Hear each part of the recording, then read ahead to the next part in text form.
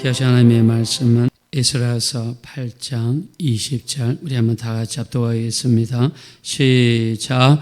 다윗과 방백들이 레위 사람들을 섬기라고 준 느디님 사람 중 성전 일꾼은 220명이었는데 그들은 모두 지명받은 이들이었더라. 아멘. 예, 어저께 우리가 말씀을 통해서 바벨론에서 1차 포로 귀환, 2차 포로 귀환에 대해서 상세하게 말씀을 드렸습니다. 70년 동안 바벨론에 살면서 예루살렘에 대한 향수와 또 고향에 대한 향수, 그리고 예루살렘에 하루라도 빨리 돌아가서 성전을 재건하고자 하는 신앙적인 열심, 이 모든 것들이 어우러져서 1차 귀환 때는 무려 회중의 숫자가 42,360명이다 라고 에스라서 2장 64절에 말씀을 하셨습니다. 자, 그리고 거기에 남종과 여종, 노래하는 사람들을 합치면 거의 5만 명에 육박한다 라고 했습니다. 자, 이들은 부푼 꿈을 안고 큰 기대를 가지고 4개월이나 걸쳐서 사망을 건너가지고 예루살렘에 도착했습니다. 고향을 방문하고 예루살렘을 방문하고 먹고 싶은 것도 있었을 것이고 누리고 싶었던 것도 있었을 겁니다. 고향의 산천초목을 보면서 그렇게 그리워했던 고향을 봤을 것입니다. 자, 이렇게 한 다음에 이제 성전 건축에 들어가게 되죠. 지도자 스룹바벨을 중심으로 대제사장 예수아를 중심으로 성전 건축에 들어갑니다.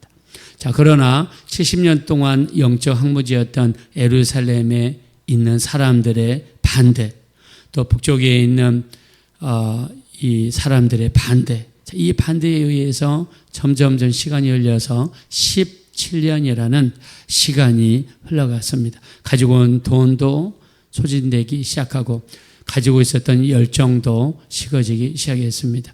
수많은 고통과 어려움을 겪으면서 사람들의 열기는 식어갔습니다. 그리고 바벨론과는 대비적으로 갖추어진 인프라도 부족하고 생활시설도 부족하고 여러 가지로 힘들고 어려웠습니다. 자, 이런 고생스러운 소식이 바벨론에 알려지자 2차 귀환 때는 5만 명의 돌아왔던 1차 귀환과는 다르게 1,700명 정도밖에 되지 않았습니다. 자, 거기에다가 성전에서 봉사하고 섬기고 일할 수 있는 레위 사람들은 한 사람도 없었습니다.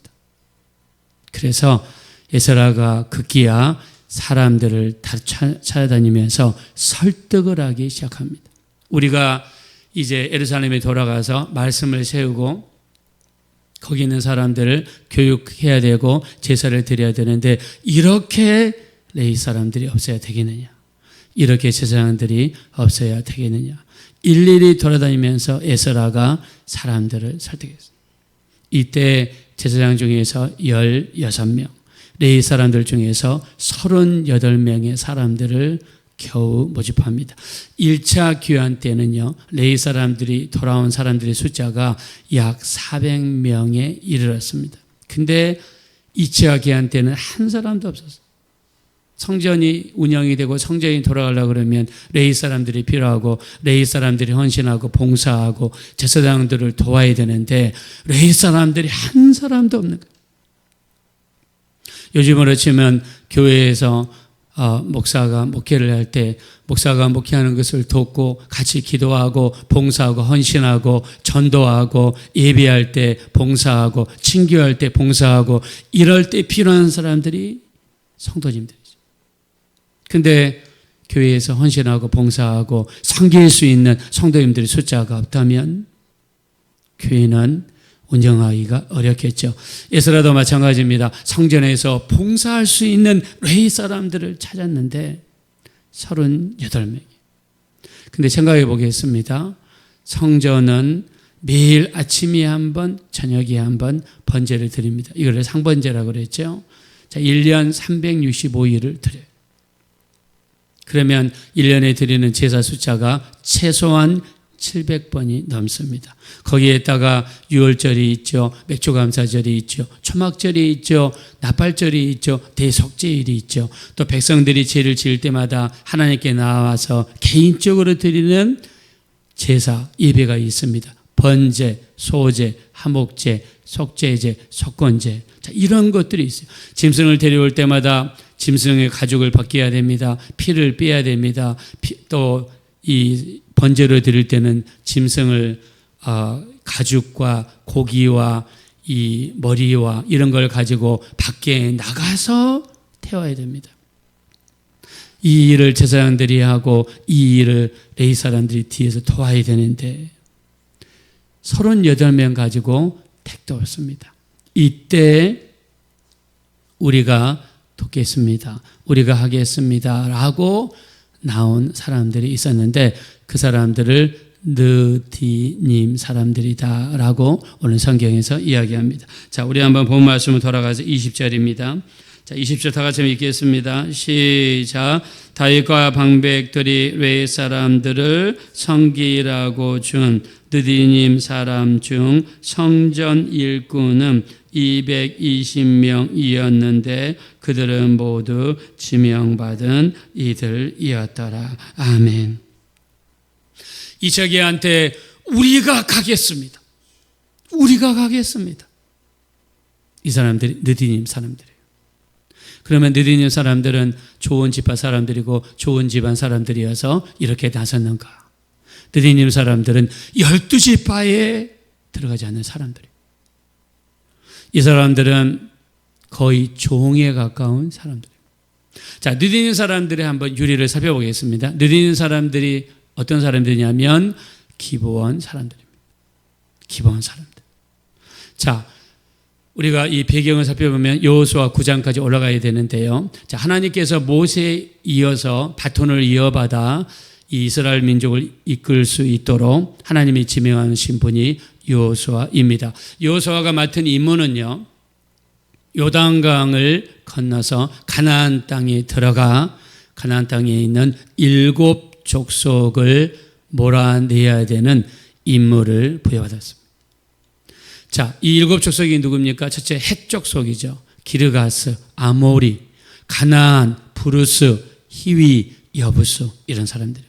자, 근데 가나안 7 족속은요, 그 족속마다 뜻이 있습니다. 헷 족속은요, 두려움을 상징하고요. 기르가스 이 족속은요, 이렇게 혼돈과 공허를 상징하고요. 아모리 족속은 교만을, 가나안 족속은 가난을, 브리스 족속은요, 이 히위 족속은요, 이 탐심과 쾌락을, 여부수 족속은요, 증오와 미움 이런 것들을 상징합니다.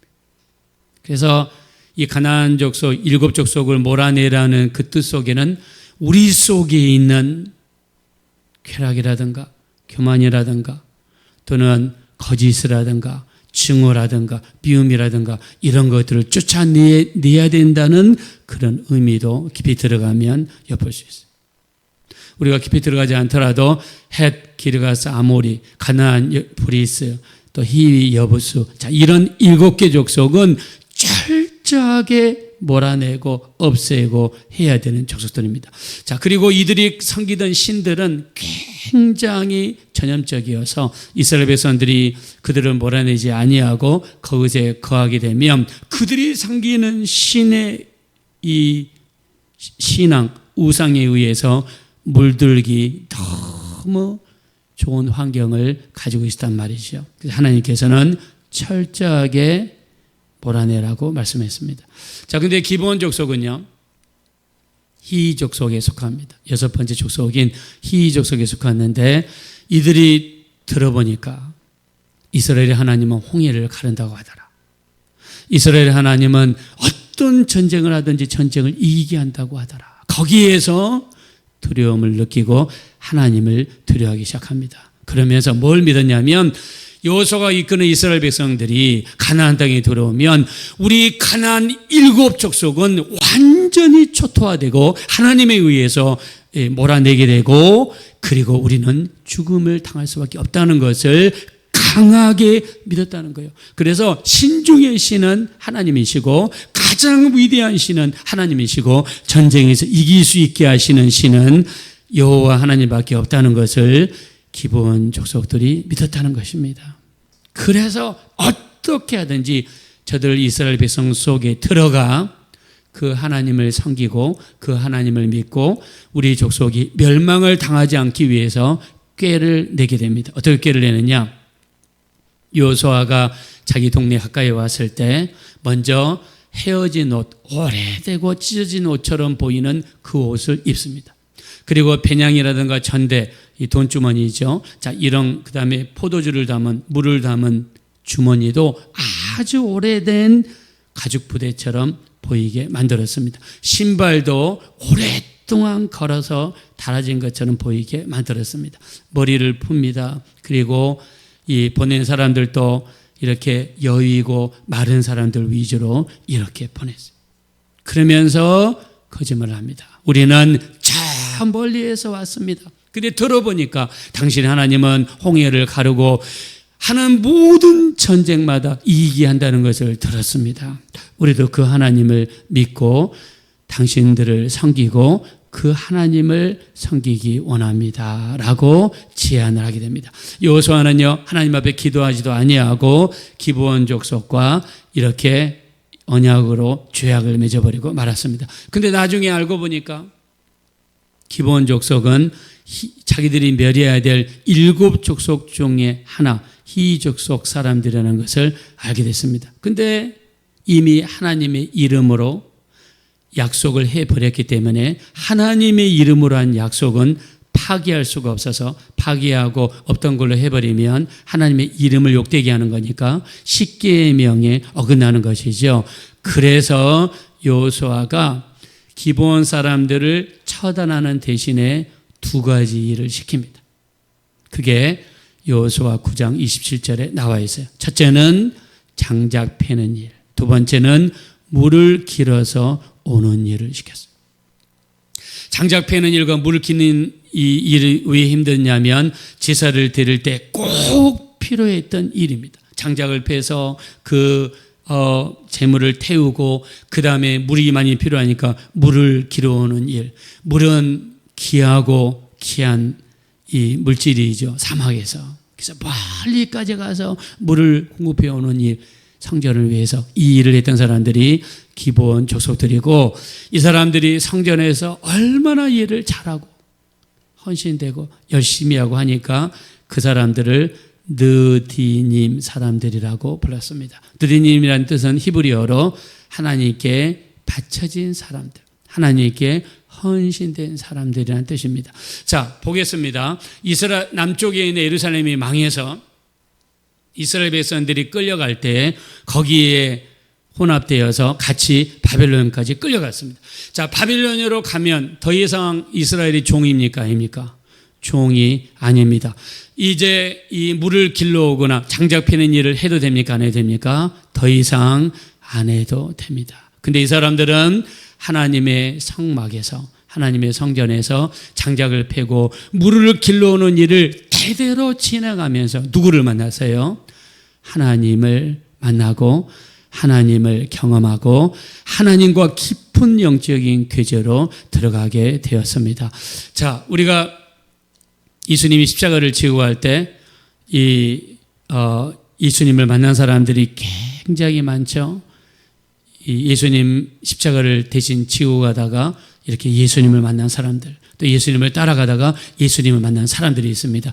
바로 느디님 사람들, 이 기브온 족속들이 하나님 성전에서 일하다가 하나님을 만나고 체험하고 경험하면서 하나님을 믿는 신앙이 그들 속에 들어가게 되었습니다. 바벨론에 거하면 편하게 살 수 있어요.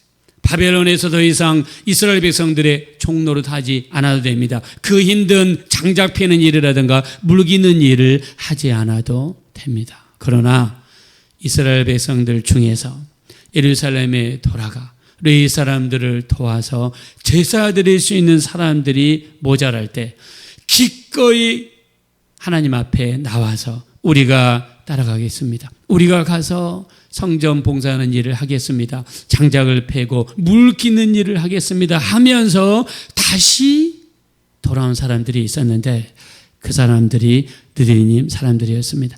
시편 84편 10편에 보면 악인의 장막에 거하는 것보다 성전 문지기로 있는 것이 좋사오니, 이런 구절이 있는데, 느디님 사람들은 바벨론에 살면 편하게 살 수 있어요.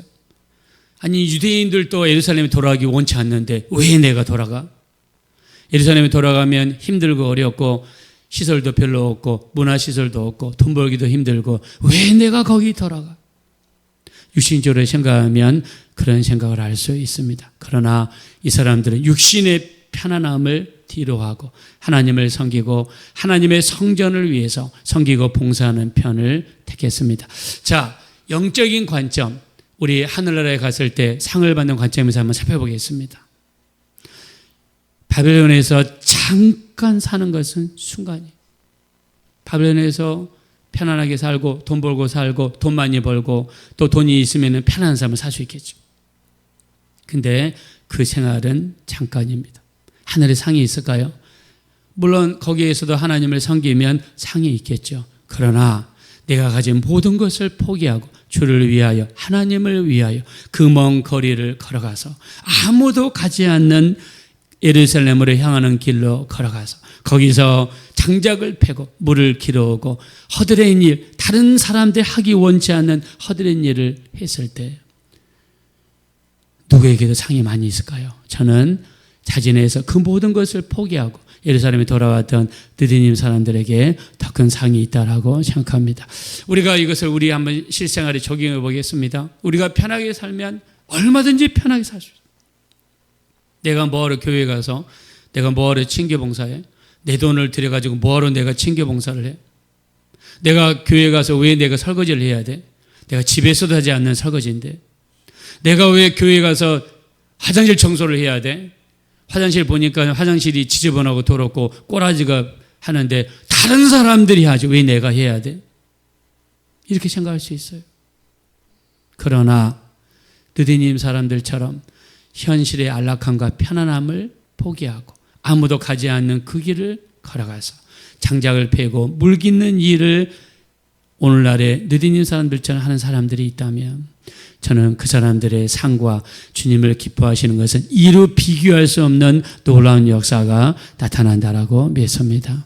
우리 느디님 사람들과 같이 모든 사람들이 가는 넓은 길이 아니라 주님이 원하시는 좁고 협착한 길로 들어가서 문으로 들어가서 그 길을 걸어간다면 주님 기쁘시게 하고 하늘에서 받을 상은 비교할 수 없을 만큼 크고 이 땅에서 우리가 받을 축복도 더 넓어지리라고 믿습니다. 우리 느디님 사람들처럼 역행하는 사람들이 되셔서 주를 위해 헌신하고 봉사하는 일에 쓰임받을 수 있는 우리 모두가 되어지시기를 예수님의 이름으로 축원합니다. 이 시간 기도하실 때 참으로 이 땅에서 우리가 편안하고 알아간 삶을 살 수 있습니다. 그러나 너무 거기에 취해버린다면 우리 하늘에서 받을 상급을 생각해 봐야 됩니다. 이 땅에서 몸을 담고 있으나 느디님 사람들과 같이 역행하는 길을 택하게 하여 주시고 주를 위하여 헌신하고 봉사하는 방향으로 갈 수 있는 우리의 삶이 되게 해 주시어서 이 땅에서 육체적으로 고달프고 힘이 든다 할지라도 하늘에서 받을 상급, 하늘에서 받을 소망을 바라보고 이 땅에서 헌신하고 쓰임받고 영광 돌릴 수 있는 우리 헌신하는 삶이 되게 해달라고 합심으로 간절히 기도하겠습니다. 허락하시고 잡으라시 하나님 진심으로 감사합니다. 우리 이 땅에서 우리 하나님 살고 있으나 우리가 안락을 추구하고 편안함을 추구한다면 끝도 없이 우리는 편안함을 추구할 수 있습니다. 느디님 사람들도 마찬가지였습니다. 이스라엘에 있을 때에야 종로로 되어 있지만 바벨론에서는 더 이상 종이 아닙니다. 이제는 나무 팰 일도 없고 물기를 올 일도 없습니다. 바벨론에 계속 거주하고 있으면 그들은 자유로운 삶, 편안한 삶을 살 수 있습니다. 그러나 아무도 가지 않는 예루살렘으로 향한 그 길, 헌신하고 봉사하고 장작을 패야 되고 물을 길러와야 되는 이 헌신의 길을 가는 사람들이 없을 때 느디님 사람들 중에 220명의 사람들이 나섰습니다. 우리도 참으로 교회에서 어느 누구도 하기 원치 않는 일이 있다면, 굳은 일이 있다면 우리가 먼저 소선수범하기 원합니다. 주님의 칭찬을 기대하며 주님의 시선만을 바라보고 하늘에서 받을 상급을 바라보고 헌신할 수 있는 우리 모두가 될 수 있도록 인도하여 주시옵소서.